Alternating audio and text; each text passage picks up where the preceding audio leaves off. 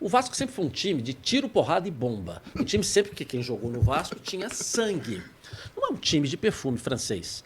O Diniz, nos últimos 15 anos, nos últimos 15 jogos, ele perdeu 10, venceu, empatou 3 e perdeu 2. E venceu 2, perdão. Perdeu 10, empatou 3 e venceu 2 partidas. Ou seja, é um resultado de 20% só nos últimos 15 jogos. E a questão de perfil que o torcedor tem que identificar. O Vasco não é um perfil do Fernando Diniz, que tem que botar um time para brigar. E a outra questão também, o vocabulário que ele usa com jogadores na beira do campo, parecendo um pai contra um filho nervoso, onde não se há respeito para poder orientar e educar da maneira correta seu filho.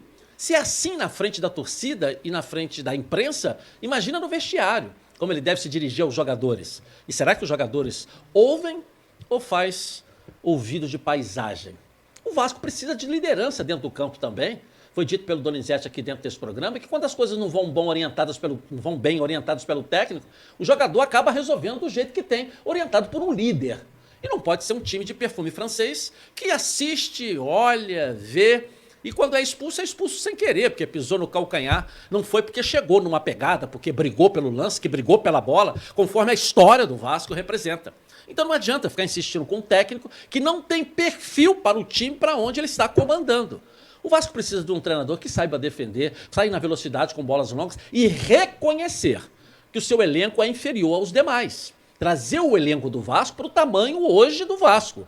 Não é achar que o Vasco é a seleção brasileira da época do Tele Santana, porque o Vasco atual é melhor do que a nossa seleção atual do Ancelotti. Né? Trazer da época da seleção do campeão do mundo e fazer do Vasco ter derrotas vexatórias. Precisamos trazer esse time do Vasco para o tamanho do Vasco hoje. E não é com o Fernando Diniz, que acredita até em ET de Varginha.